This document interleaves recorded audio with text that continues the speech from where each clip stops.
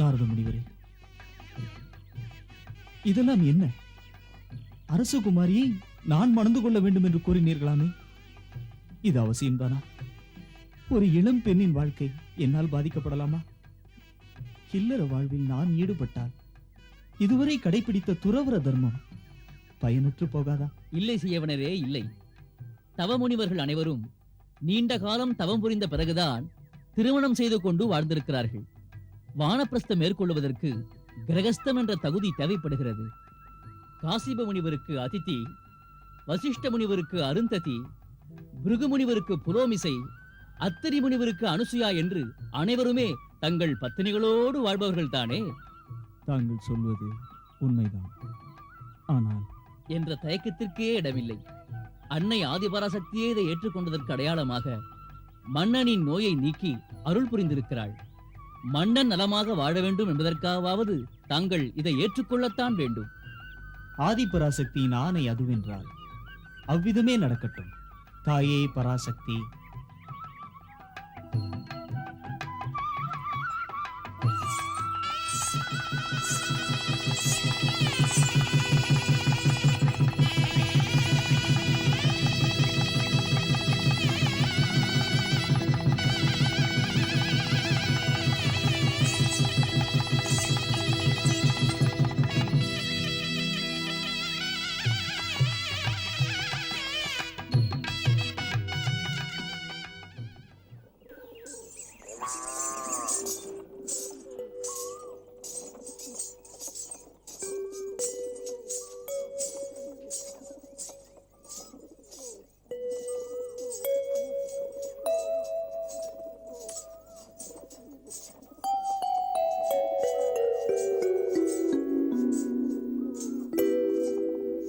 மகளே சுகன்யா, 1000 செடியில் சூழ அரண்மனையில் வாழ்ந்த நீ யாருமற்ற அனாதையாக இந்த ஆசிரமத்தில் வாழப்போது நினைத்தால் அப்படியே நம்ம நினைக்கிறீர்கள்? நான் கைப்பிடித்த கணவர் எனக்கு துணையாக என் அருகிலேயே இருக்க போகிறாரே. அவர் இப்படியுமா உனக்கு துணையாக இருக்க முடியும்? நீதான் அவருக்கு துணையாக இருக்க போகிறார். என்ன செய்வது? காலம் உங்கள் இருவரையும் இணைத்து வைத்து இந்த கோலத்தில் நிறுத்திருக்கிறது. தேவி, இனி இதையெல்லாம் பேசி பயனில்லை.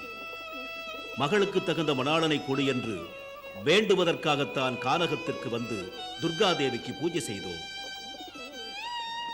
அன்னையவள் என் பூஜையில் என்ன குறை கண்டாளோ, நான் கேட்ட வரத்திற்கு இப்படி ஒரு வரனை தந்திருக்கிறாள். இவர்தான் கணவர் என்று எப்போது நம் மகள் இவரை கைப்பிடித்து விட்டாளோ, இனி அதை பற்றி விவாதிப்பது முறையல்ல. அமைதியாயிரு. முனிவர் பெருமானே, தவ வாழ்க்கையை மேற்கொண்ட தங்களுக்கு இனி எதுவும் தேவையில்லை. இருப்பினும் மாமனார் என்ற முறையில் மருமகனுக்கு தர வேண்டிய சீர்வரிசைகளை தர வேண்டாமா? தாங்கள் அனுமதி தந்தால். இல்லை மன்னா, ஆசைகளை துறந்தவன் தான் கானக வாழ்க்கையை மேற்கொள்ள முடியும். பற்றுகளை அறுத்தவன் தான் முற்றும் துறந்த முனிவனாக விளங்க முடியும். உன் மகளை கூட நானாக விரும்பி திருமணம் செய்து கொள்ளவில்லை என்பது உனக்கே தெரியும். பிரம்மபுத்திரரான நாரதர் முனிவர்கள் யாவரும் போற்றும் தேவ ரிஷி. அவர் வாக்கை மறுப்பது முறையல்ல என்பதால் தான் நான் இந்த வாழ்க்கையை ஏற்றுக்கொண்டேன். எதையேனும் எனக்கு தந்து என் தவ வாழ்க்கையை களங்கப்படுத்தி விடாதே. துறவற தர்மத்தை ஏற்றுக்கொண்ட நானும், என்னை ஏற்றுக்கொண்ட என் மனைவியும் அதற்குரிய நெறிப்படிதான் வாழ வேண்டும்.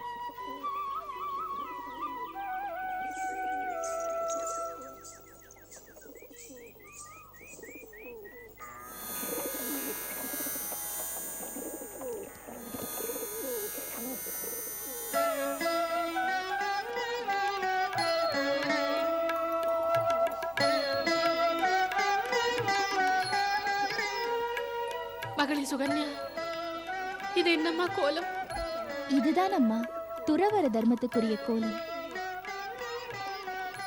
இப்படி உன்னை காண்பதற்கா நாங்கள் இந்த கானகத்திற்கு வந்தோம். இதில் என்னப்பா குறை இருக்கிறது? அம்மி மிதித்து அருந்ததி பார்த்து என்று கல்யாண காலத்தில் உதாரணம் காட்டுகிறார்களே, அந்த அருந்ததி சப்தரிஷி மண்டலத்தில் வசிஷ்டருக்கு பக்கத்தில் இந்த கோலத்தில் தானே காட்சியளிக்கிறாள். மும்மூர்த்திகளையும் குழந்தைகளாக்கி தாளாட்டினாலே அனுசியா. அந்த அரிய சக்தியை இந்த எளிய தவக்கோலத்தில் தானே அவள் பெற்றாள்.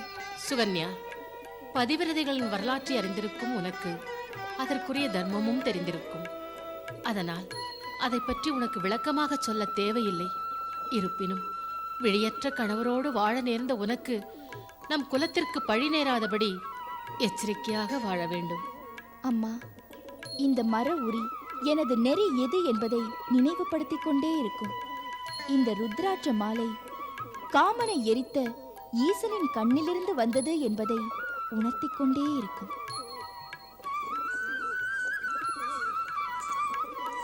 போதும் மகளே, போதும்.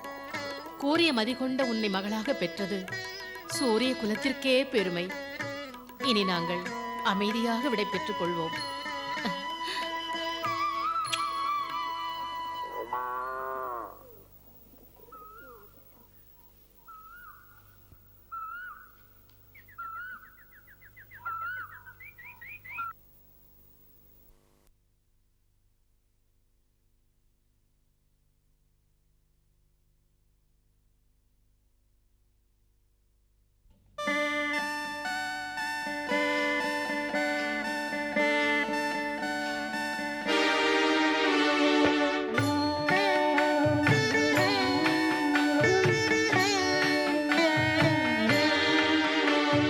காலையில் துயில் எழுந்து கணவன் விழிக்கும் வரை காத்திருந்து பணி புரிவாள்.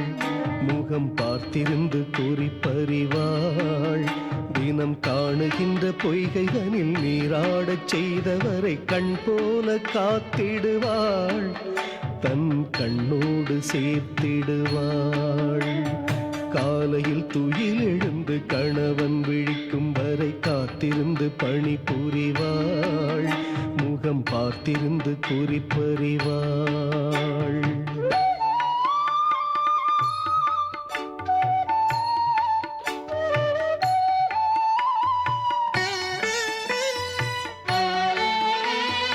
ஆதிபராசக்தி எனும் தேவி அவள் பூஜைக்கென்றே அவனியில் தோன்றி வந்தார். அவர் அனுதினம் சேவை புரிந்தார்.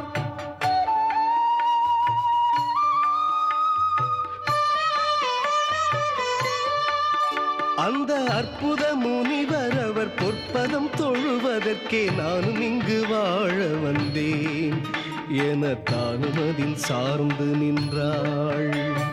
காலையில் துயில் எழுந்து கணவன் விழிக்கும் வரை காத்திருந்து பணி புரிவாள். முகம் பார்த்திருந்து குறிப்பறிவாள்.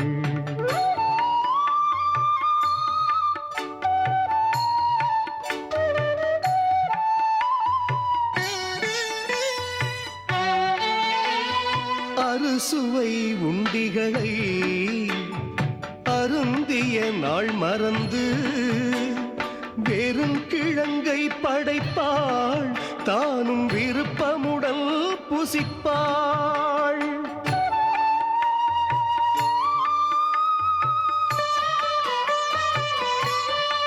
கணவன் உறங்கிடும் நேரம் வரை உயர்ந்த நல் தத்துவங்கள் உரைத்திட கேட்டு மகிழ்வாள். அவர் திருவடிதனில் துயில்வாள். எத்தனை யுகங்கள் இங்கு மாறி மாறி வந்த போதும் என்றும் அது நிலைத்திருக்கும். மாதர் கற்பு நெறி சிறந்திருக்கும். மண்ணில் எந்தவித மாற்றம் வந்து எப்படி சுழன்ற போதும் எங்கள் நெறி சிறந்திருக்கும் என மங்கை இவள் கதை உணர்த்தும். எங்கள் நெறி சிறந்திருக்கும் என மங்கை இவள் கதை உணர்த்தும். என மங்கை இவள் கதை உணர்த்தும்.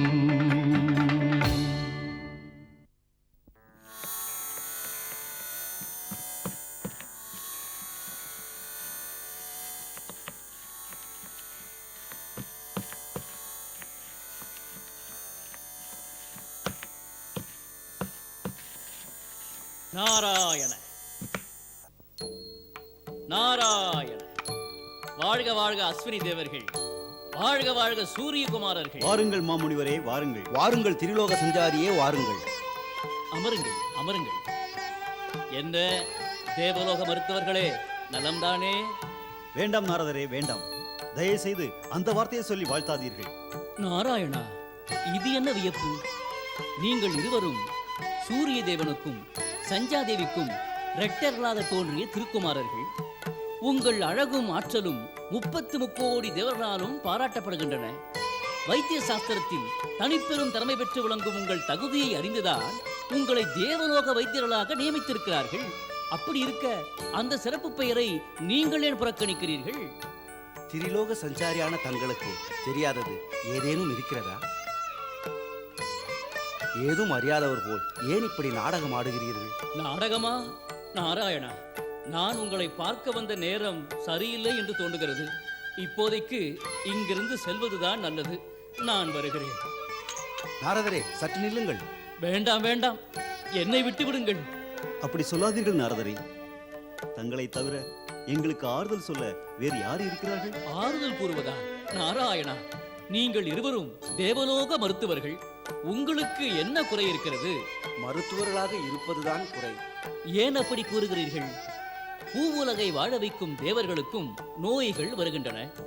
அவற்றை தீர்த்து வைக்கும் தேவலோக வைத்தியர்களே தாங்கள் தானே. ஒருவருக்கு எத்தனை சிறப்புகள் இருந்தாலும் அவற்றை அனுபவிக்க அவருக்கு ஆரோக்கியம் வேண்டுமே. அதை வழங்கும் சக்தி உங்களுக்குத்தானே இருக்கிறது. இருந்தும் என்ன பயன் நாரதரே? மேருமலைச்சாரலில் நடந்த பிரம்ம வேள்விக்கு நாங்கள் சென்றிருந்த பொழுது வேள்வியில் வழக்கமாக வழங்கப்படும் அவிர்வாகம் எல்லோருக்கும் வழங்கப்பட்டது. எங்களுக்கு தரப்படும் வேளையில் இந்திரன் குறுக்கிட்டு தேவ வைத்தியர்கள் தேவர்களுக்கு சமமாக அவிர்வாகம் பெறும் தகுதி கிடையாது என்று தடுத்து விட்டார். எங்களுக்காக பரிந்து பேச தேவர்களில் ஒருவர் கூட முன்வரவில்லை. அன்றைய தினம் ஏற்பட்ட அவமானத்தின் கரை இன்று வரை நீக்கப்படவில்லை. அதன் பிறகு எந்த வேள்விக்கும் நாங்கள் செல்வதில்லை. வைத்தியர்கள் என்பதால் தானே எங்களுக்கு இப்படிப்பட்ட ஒரு களங்கம் ஏற்பட்டிருக்கிறது. அதனால் தான் அந்த வார்த்தையை நாங்கள் வெறுக்கிறோம். சொல்லுங்கள் நாரதரே, இப்படி ஒரு களங்கம் எங்களை விட்டு நீங்குமா? எல்லோருக்கும் சமமாக நாங்களும் வேள்வியில் பங்கு பெறும் காலம்தான் வருமா?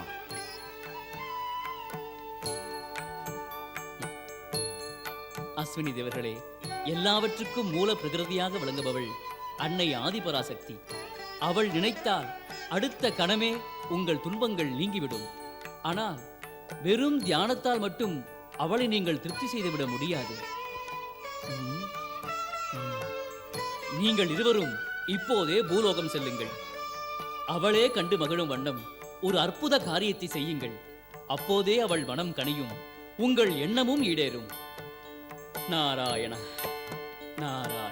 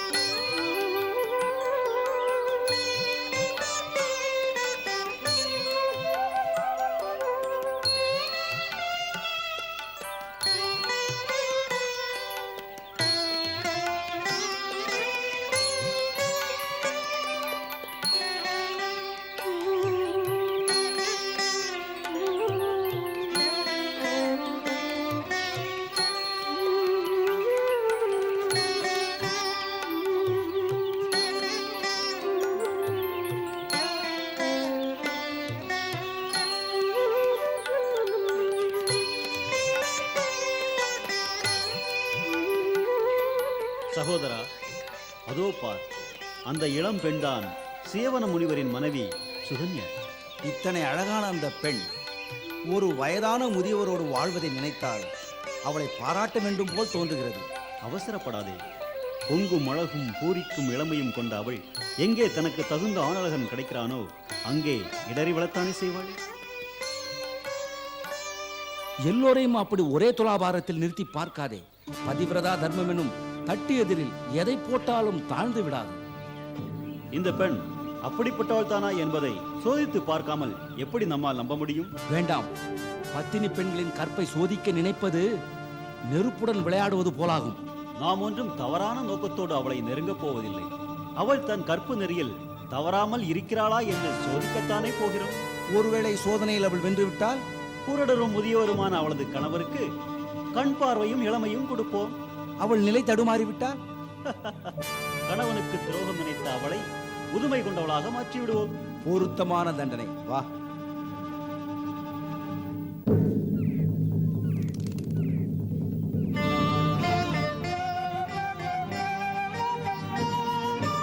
தோதால் அப்படி இல்லை என்பது புரிகிறது. ராஜகுமாரியாகத்தான் இருக்க வேண்டும் என்று நினைத்தால் இந்த மரவுரி சந்தேகத்தை கிளப்புகிறதே. ஆனால் ஒன்று மட்டும் நிச்சயமாக தெரிகிறது. நீ இந்த கானகத்தின் தவ வாழ்க்கைக்கு ஏற்ற பெண்ணே அல்ல. இல்லை இல்லை, நான் இங்குள்ள ஆசிரமத்தை சேர்ந்தவள்தான். ஆனால் உன் அழகும் இளமையும் இதற்கு பொருத்தமாக இல்லையே. உன்னிடம் அமைந்திருக்கும் இந்த சாமுத்திரியா லட்சணத்தை பார்த்தால் நீ ஒரு அரச குலத்தை சேர்ந்தவள் என்பது தெளிவாக தெரிகிறதே. உண்மைதான். நான் சூரிய குலத்து மாமன்னர் சரியாதியின் மகள். பெண்ணே, உனக்கேன் இந்த நிலை? பட்டாடை உடுத்தி பளபளக்கும் ஆபரணங்களை பூண்டு பஞ்சனையிலே படுத்து உறங்க வேண்டிய நீ நானகத்தில் கட்டாந்தரையில் நடக்க வேண்டிய அவசியம்தான் என்ன? கைதட்டினால் பணியாளர்கள் வந்து சேவை செய்யும் பெருமை பெற்ற நீ இங்கு தானே நீர் சுமந்து செல்ல வேண்டிய காரணம் என்ன? யாருடைய சாபத்திற்கு பயந்து இங்கு வந்து மறைந்து வாழ்ந்து கொண்டிருக்கிறாய்? எந்த பாவத்திற்கு பிராயச்சித்தம் செட இந்த தவக்கோலத்தை பூண்டிருக்கிறாய்?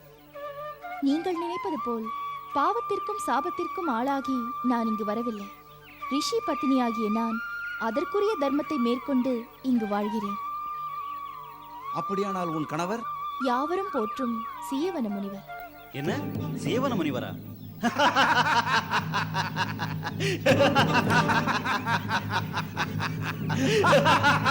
ஏன் சிரிக்கிறீர்கள்? நரைத்த தாடியும் ஜடாமுடியும் கொண்ட அந்த கிழவர் அவனுடைய கணவர். 2 கண்களும் தெரியாத அந்த குருடனா உன் கணவர்? நிறுத்துங்கள். என் கணவரை பற்றி என்னிடமே பழித்து பேசுவதை நான் பொறுத்துக் கொள்ள முடியாது. தயவு செய்து இங்கிருந்து போய்விடுங்கள். பெண்ணே, தாங்கள் யாரென்று தெரியாதால் தான் இப்படி பேசிவிட்டாய். நீயோ சூரிய குலத்தில் வந்த ஒரு மன்னனுக்கு பிறந்த மகள். ஆனால் நாங்கள் சூரிய புத்திரர்கள், அஸ்வினி தேவர்கள்.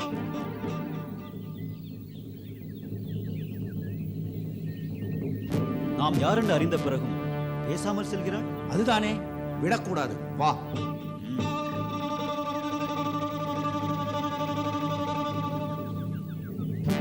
பெண்ணே, ஏன் பேசாமல் செல்கிறாய்? எங்கள் இருவரில் ஒருவரை நீ ஏற்றுக்கொண்டால் இந்த மண்ணுலகை விட்டு எங்களோடு விண்ணுலகத்திற்கே வந்து விடலாமே. மண்ணுலகில் நீ வாழ்ந்த அரண்மனையை விட எங்களது விண்ணுலகில் இருக்கும் அற்புதமான மாளிகையில் சகல சம்பத்துக்களையும் பெற்று சுகமாக வாழலாம். எல்லாவற்றுக்கும் மேலாக உன் இளமையும் எழிலும் பாலைவனத்தில் பெய்த மழை போல வீணாகி போகாமல் எங்கள் இருவரில் ஒருவருக்கு பயன்படலாமே. கிழவனோடு வாழ்ந்து நீ என்ன பலன் கண்டாய்? மன்மதனின் காமபானங்கள் உன் மேனியை வாட்டும் போது நீதான் என்ன செய்வாய்? எங்கள் இருவரில் ஒருவரை ஏற்றுக்கொள். ஆமாம், இப்போதே இங்கிருந்து புறப்படு. நில்லுங்கள். நீங்கள் அஸ்வினி தேவர்கள், சூரிய குமாரர்கள் என்பதால் அதிதிகளாக வரவேற்று உபசரிக்க நினைத்தேன். ஆனால் நீங்களோ ச்சே! லோக சாட்சி என்று பெயர் பெற்ற சூரியன் உங்கள் காமாந்தகார செயலுக்கும் சாட்சியாக வானத்திலிருந்து பார்த்து கொண்டிருக்கிறார் என்பதை மறந்துவிட்டீர்களா? நாரத மா முனிவரால் நிச்சயிக்கப்பட்டு மகா யோகியான சியவன முனிவரை மணந்தவள் நான். வயது முதிர்ந்தாலும் வாழும் நெறி மாறாது விளங்கும் அவர் எங்கே? இளமை இருக்கும் கர்வத்தில் இழி செயலுக்கு தூண்டும் நீங்கள் எங்கே? நெருப்பு அதை தன் கரத்தால் தொட்டவர்களை தான் எரிக்கும். ஆனால் பிறன் மனைவியை விரும்பும் பாவ நினைப்பாகிய நெருப்போ தன்னையே எரிக்கும் என்பதை உணராத என்னிடம் நெருங்க முயன்றவர்களே, நான் மாமுனிவரின் பத்தினி என்பது உண்மையானால், இன்று வரை அவருக்குரிய பதிபக்தியால் நிலை பெற்று வாழ்வது உண்மையானால், நானே உங்களை வேண்டாம். நாங்கள் எந்த தீய நோக்கத்தோடும் உன்னை நாடி வரவில்லை. இளமை கொண்ட நீ சலனமிட்டு வாழ்கிறாயா? மாமுனிவருக்கு மனதாலும் துரோகம் நினைக்காத தூய்மை கொண்டவளாக இருக்கிறாயா என்று சோதிப்பதற்காகவே இப்படி செய்தோம். ஆம் பெண்ணே, தபோபலம் மிகுந்த சேவன முனிவர் தமது குறைகளை தானே நிவர்த்தி செய்து கொள்ள முடியும். ஆனால் தவத்தின் பலனை இழக்க நேருமே என்று அமைதியாக வாழ்ந்து கொண்டிருக்கிறார். எங்களது சோதனையில் வெற்றி பெற்ற உனக்கு எங்களது அன்பு பரிசாக அவருக்கு இளமையும் கண்ணொளியையும் தந்து விடுகின்றோம். என்ன உங்களால் அது இயலுமா? பெண்ணே, அஸ்வினி தேவர்கள் தேவ மருத்துவர்கள் என்பது உனக்கு தெரியாதா? எங்களால் எந்த குறையும் நீக்க முடியும். நீ சென்று உடனே உன் கணவரை அழைத்து வா. என் நன்றியை, என் மகிழ்ச்சியை எப்படி உங்களிடம் சொல்வதென்று புரியாமல் தவிக்கிறேன். இதோ இப்பொழுதே சென்று அவரை அழைத்து வருகிறேன்.